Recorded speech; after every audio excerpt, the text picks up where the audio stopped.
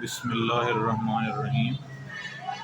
ये 10th class national book foundation का mathematics हम पढ़ रहे हैं और इसका सेकंड चैप्टर शुरू कर चुके हैं। आज एक्सरसाइज 2.4 का पाँचवा क्वेश्चन हम पढ़ेंगे। पाँचवें क्वेश्चन से आगे हमने स्टार्ट करना है। मैं पाँचवा क्वेश्चन रीड आउट कर देता हूँ। If S1 S2 are the roots of this equation, ये एक इक्वेशन गिवन है। फॉर्म द इक्वेशन, एक ऐसी इक्वेशन बनानी है whose roots are this and this. एक इक्वेशन दी हुई है, उसकी वैल्यूज पता है, उसके रूट्स, उनका नाम S1 और S2 रख के हम उनका सम और उनका प्रोडक्ट फाइंड कर लेंगे। वो सम और प्रोडक्ट इन अननोन रूट्स के सम और प्रोडक्ट को फाइंड करने में यूज हो जाएगा, और जब हमें सम और प्रोडक्ट मिल जाएगा तो फिर हम इक्वेशन बना लेंगे। ये क्वेश्चन नंबर 5 है। एक गिवन इक्वेशन है x² + 6x + 3 = 0। इसके रूट्स को S1 और S2 कहा गया है।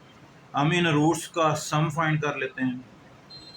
सम, हमें पता है रूट्स को प्लस करें तो सम मिलता है। उधर से हमें फार्मूला भी पता है कि नेगेटिव b/a। नेगेटिव b/a का मतलब है कि नेगेटिव इसके कोएफिशिएंट को b कहते हैं, x² के कोएफिशिएंट को a कहते हैं, और ये कांस्टेंट है इसको c कहते हैं। तो नेगेटिव b/a का मतलब हुआ नेगेटिव 6/1। इसका मतलब है कि s जो है ना वो बन गया हमारा नेगेटिव b/a। इसमें वैल्यूज पुट करेंगे, नेगेटिव 6/1। S1 + S2 हमारा बन गया नेगेटिव 6। इस इक्वेशन को संभाल कर रखेंगे, ये हमारी रिक्वायर्ड इक्वेशन फाइंड करने में काम आएगी। अब हम फाइंड करते हैं प्रोडक्ट।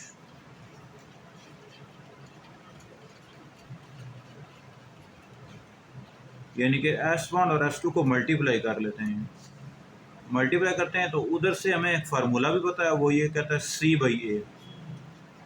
c से क्या मतलब, ये कांस्टेंट, और a x² का कोएफिशिएंट यानी कि 3/1। S1 and S2 3/1। S1 S2 3, ये हम रख लेते हैं नंबर 2। अब जो रिक्वायर्ड इक्वेशन है उसके रूट्स ही हैं।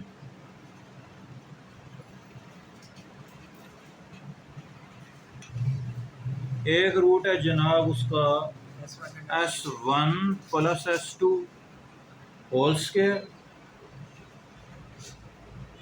और दूसरा रूट है उसका S1 - S2 होल स्क्वायर। मैं पहले ये रूट फाइंड कर लेता हूँ, फिर उनका सम, उनका प्रोडक्ट, और फिर वो इक्वेशन हम फाइंड कर लेंगे। ये पहला रूट है S1 + S2 होल स्क्वायर। मैं इसे अल्फ़ा कह लेता हूँ, इसका नाम रख लेता हूँ, लेट अल्फ़ा। अगर ये अल्फ़ा है तो S1 + S2 की तो मुझे वैल्यू पता है। वो वैल्यू हमें याद है, क्वेश्चन नंबर 6 में हमने फाइंड की थी। क्वेश्चन नंबर 1 में फाइंड की थी 6। S1 + S2 हमारा था नेगेटिव 6। ऊपर इसके हम स्क्वायर डाल लेंगे तो जो हमारा अल्फ़ा आ जाएगा वो हो जाएगा 36। इसी तरह से हम बीटा लेट कर लेते हैं दूसरे अननोन रूट को, इसका नाम हम बीटा रख लेते हैं S1 - S2 होल स्क्वायर। इसे अगर मैं ओपन करूँ तो यूँ बनेगा S1² + S2² -2 S1 वो formula a² b² -2ab a - b का होल स्क्वायर। फर्दर सॉल्व करने के लिए मैं इसको लिखता हूँ S1² S2²। मैं अगर अपनी तरफ से एक 2S1 S2 ऐड भी कर दूँ और एक 2S1 S2 माइनस भी कर दूँ तो कोई फ़र्क तो नहीं पड़ा। ये वाला नेगेटिव 2S1 S2 अपनी जगह पे लिखा हुआ है। ये देखिए S1² वही, ये भी वही, ये अपनी तरफ से ऐड भी किया, साथ माइनस भी किया। इसकी रीज़न क्या है कि ये जो इतना पोर्शन है ना, ये तो a + b का होल स्क्वायर है, तो हम इसे S1 + S2 का होल स्क्वायर बना देंगे। और ये नेगेटिव 2S1 S2 और ये नेगेटिव 2S1 S2 पहले वाला, ये बन जाएगा नेगेटिव 4S1 S2। अब इससे हमें फ़ायदा क्या हुआ, S1 प्लस S2 की वैल्यू भी हमें पता थी -6, और S1 इंटू S2 की वैल्यू भी हमें पता थी 3। इससे हमारा वो बीटा फाइंड हो रहा है जो हमारी रिक्वायर्ड इक्वेशन का रूट है। ये बन गया 36, ये बन गया 12, बीटा हमारा आ गया 24। जब हमें अल्फ़ा और बीटा पता चल गए हैं जो रिक्वायर्ड इक्वेशन के रूट्स हैं, तो फिर रिक्वायर्ड इक्वेशन के लिए हमें उनका पहले सम निकाल लेना चाहिए। मैं उसको एस रिक्वायर्ड कह देता हूँ, थोड़ा सा रिक्वायर्ड साथ लिख देता हूँ ये सबस्क्रिप्ट में पहचान के लिए, यानी अल्फ़ा प्लस बीटा। मैं इनको सम कर लेता हूँ, 36 प्लस 24 अल्फ़ा प्लस बीटा, यानी कि ये एस रिक्वायर्ड है जो हमारा, ये बन गया जी 6 and 4 10, 1 कैरी 3 to 5 60 बन गया जनाब। 36 and 4 40 50 60 बन गई। अब प्रोडक्ट रिक्वायर्ड हम निकालते हैं, सॉरी अल्फ़ा इंटू बीटा, ये प्रोडक्ट हो गया। अल्फ़ा को मल्टीप्लाई करेंगे बीटा के साथ। अल्फ़ा की वैल्यू हमने निकाली हुई है 36 और बीटा की वैल्यू हमने निकाली हुई है 24। इन दोनों को हम करेंगे मल्टीप्लाई। ये 36 और 24 को मल्टीप्लाई कर लिया, 864, ये प्रोडक्ट रिक्वायर्ड आ गया। अब इक्वेशन इस तरह बनती है, x square minus sum into x plus product is equal to 0। ये फार्मूला होता है। अब हमारे पास एस की वैल्यू भी है और पी की वैल्यू भी है। एस की वैल्यू हमारे पास है 60 और प्रोडक्ट हमने निकाला। बिस्मिल्लाहिर्रहमानिर्रहीम। ये देखिए क्वेश्चन नंबर 6, एक इक्वेशन हमें दी गई है 2x square plus 6x minus 3 is equal to 0। उसके रूट्स को खुद उन्होंने कहा S1 और S2, और हमें एक ऐसी इक्वेशन फाइंड करने को कहा गया है जिसके रूट्स ये होंगे S1 माइनस 3 और S2 स्क्वायर, S2 माइनस 3 और S1 स्क्वायर। ये उन्होंने कहा कि ये वाली इक्वेशन जिसके रूट्स ये हों ये फाइंड करो। मैंने अपनी आसानी के लिए इस रूट को अल्फ़ा नाम दे दिया और इसको बीटा नाम दे दिया। इसका मतलब है अल्फ़ा और बीटा मेरी रिक्वायर्ड इक्वेशन के रूट हैं। वो इक्वेशन जो हमें अभी पता नहीं है उसके ये रूट्स हैं। तो जो इक्वेशन पता है उसके रूट्स S1 और S2 हैं। अगर हम इसके रूट्स S1 और S2 हैं तो फिर मैं बड़ी आसानी से कह सकता हूँ कि S1 प्लस S2 यानी उनका सम वो किसके इक्वल होगा। फार्मूला कहता है माइनस बी बाई ए, यानी कोफिशिएंट ऑफ एक्स जो है ना ये बी होता है, ये एक्स स्क्वायर का कोफिशिएंट ए होता है। देखें ऐसे इक्वेशन लिखी होती है ना, जर्नल इक्वेशन ऐसे लिखी हुई होती है, a x square plus b x plus c equal to 0। मैं जर्नल इक्वेशन यहाँ लिख भी देता हूँ ताकि आपके जहन में ये बात फ्रेश हो जाए। A x square plus b x plus c equal to 0, इस तरह से जर्नल क्वाड्रेटिक इक्वेशन लिखी हुई होती है। यानी जो कुछ एक्स स्क्वायर के पीछे लिखा हुआ है वो ए है, जो एक्स के पीछे लिखा हुआ है वो बी है, जो वैल्यू लिखी हुई है कोई वो सी है। अगर यहाँ कोई एक चीज़ मिसिंग हो तो हम उसको 0 मान लेंगे, मतलब एक्स वाली टर्म हो ही ना तो हम कहेंगे बी 0 है, एक्स स्क्वायर वाली टर्म हो ही ना तो हम कहेंगे ए 0 है, कोई कांस्टेंट हो ही ना 3 4 5 कोई वैल्यू कोई हो ही ना तो हम कहेंगे कि सी 0 है। वरना जर्नल शेकर इक्वेशन की ये है। अगर इसको मैं इसके साथ कंपेयर करूं तो बी मेरा बनता है 6, ए मेरा बनता है 2, सी मेरा बनता है -3, तो माइनस बी बाई ए मेरा होगा -6/2, मतलब S1 प्लस S2 मेरा हो जाएगा -3। इसी तरीके से मैं इसको कोई नंबर दे देता हूँ, इक्वेशन नंबर 1 कर देता हूँ, S1 multiply by S2 c by a, c कितना मेरा -3।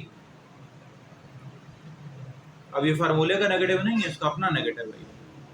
ए कितना है 2 -3/2, ये मेरा इक्वेशन नंबर 2 मेरी हो गई। अब मुझे ना ये अल्फ़ा बीटा की वैल्यूज फाइंड करनी है। मैं पहले अल्फ़ा को लेता हूँ,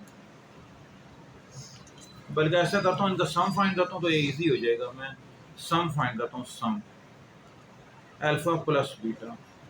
मैं इनको प्लस करने लगा, S1 -3/S2 square plus S2 minus 3/S1²।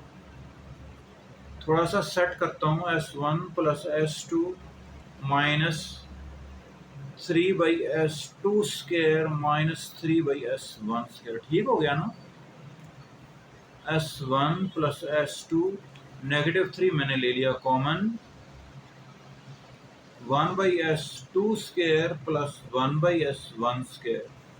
थोड़ा सा और आगे मूव करता हूँ, S1 प्लस S2 माइनस 3, इन दोनों का एलसीएम ले लेता हूँ, S1 S2 स्क्वायर भी साथ, S1² S2² S2² कट गया, S1² यहाँ पे न्यूमरेटर में आ जाएगा, S1 से S1 कट गया, S2² यहाँ न्यूमरेटर पे आ जाएगा।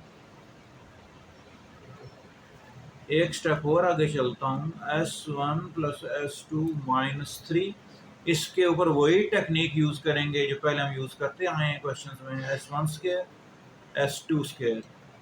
2S1 S2 अपनी तरफ से ऐड भी किया, और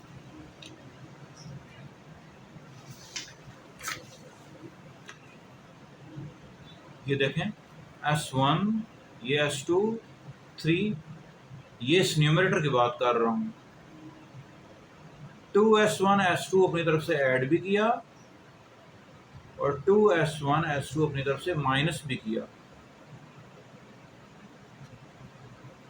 डिनोमिनेटर में वही लिखा रहने दिया, S1² S2²।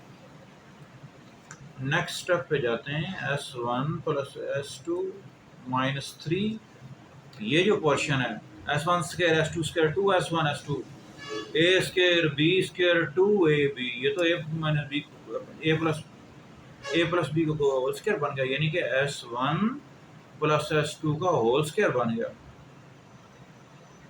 और साथ 2S1 S2 अपनी जगह पे मौजूद है।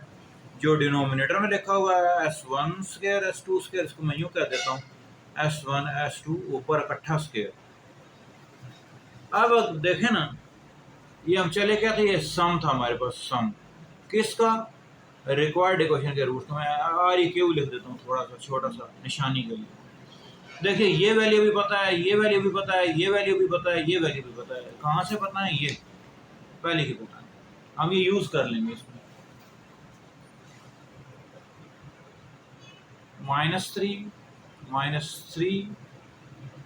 और ये -3, इस पे स्क्वायर, और -3/2, और डिनोमिनेटर में ये यहाँ तक है डिनोमिनेटर, ठीक है ना। ये टर्म बाहर है, ये टर्म बाहर है, ये डिनोमिनेटर में हमारे पास आ गया -3/2 के ऊपर स्क्वायर, ये -3 बाहर वाला,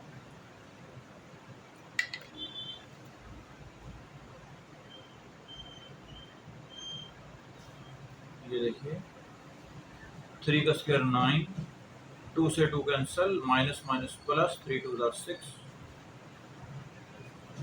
डिनोमिनेटर में 3 का स्क्वायर 9 ओवर 4, 2 का स्क्वायर -3, 9 and 6 15, डिनोमिनेटर में 9, ये जो डिनोमिनेटर से नीचे डिनोमिनेटर हो, ये न्यूमरेटर में चला जाता है। 3 के टेबल से थोड़ा वेट कम कर लेते हैं, 3 1 ज़ा 3, 3 3 ज़ा 9, 3 1 ज़ा 3, 3 5 ज़ा 15, ये -3, 5 4 ज़ा -20, -23, ये हमारे पास सम आ गया रिक्वायर्ड इक्वेशन। अब हम उसका प्रोडक्ट फाइंड करते हैं, पी रिक्वायर्ड में कह देता हूँ उसको, वो क्या होगा, इन अल्फा और बीटा का मल्टीप्लाई करके बनेगा। अल्फा बीटा मैंने क्या माने हुए हैं, एक है मेरा S1 -3 S2 का स्क्वायर, और दूसरा है S2 -3 S1 का स्क्वायर। इनको मल्टीप्लाई कर रहे हैं।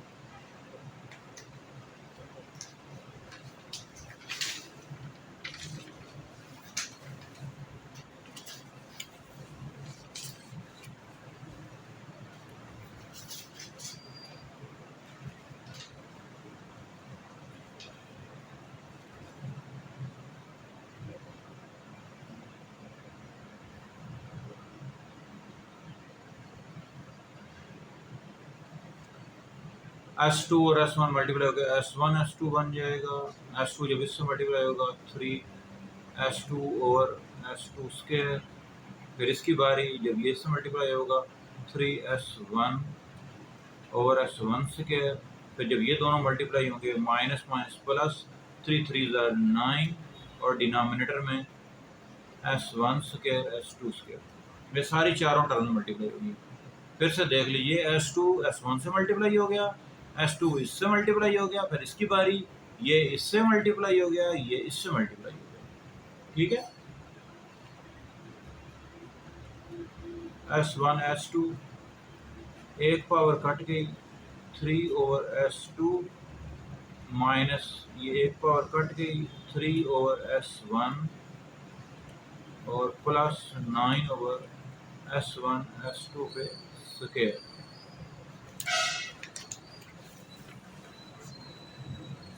ये देखिए S1 S2 3 कॉमन ले लेता हूँ, 1 over S2 plus 1 over S1 plus 9 over S1 S2 के ऊपर स्क्वायर। S1 S2 इनका एलसीएम ले लेते हैं, S1 S2 S2 इधर S1 S1 से S1 S2 इधर 9 ओवर S1 S2। अब ये सारी वो चीज़ें हैं जिनकी वैल्यूज हमें पता है, हमें S1 S2 पता है, S1 प्लस S2 पता है, हम ये सारी वैल्यूज पुट कर देंगे। S1 प्लस S2 हमारे पास क्या था, -3 था। S1 प्लस S2 क्या था हमारे पास, -3, और S1 इंटू S2 क्या था, -3/2 था।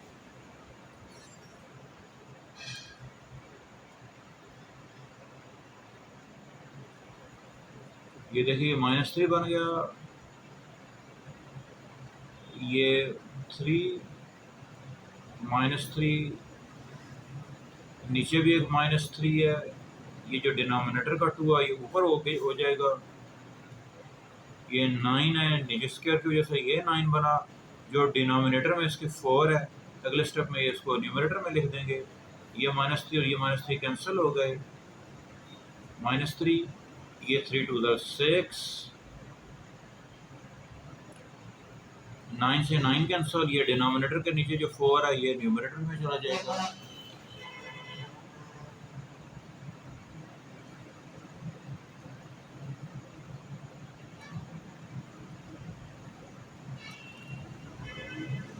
तो हमारे पास जो प्रोडक्ट था ना P रिक्वायर्ड इक्वेशन का, वो -5 आ गया। अब हम इक्वेशन लिखने की पोजीशन में आ गए हैं। इक्वेशन हम यूँ लिखेंगे, x square minus sum into x plus product is equal to 0, ये फार्मूला होता है। x स्क्वायर सम हमारे पास था -23, प्रोडक्ट था हमारे पास -5, तो रिक्वायर्ड इक्वेशन हमारी बन गई x square plus 23x minus 5 is equal to 0।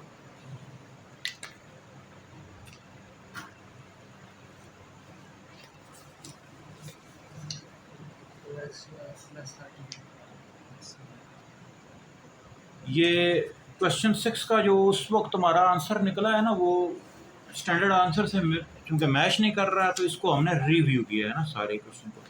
आप लोग भी अपने तौर पर इसको रिव्यू कीजिए। ये जो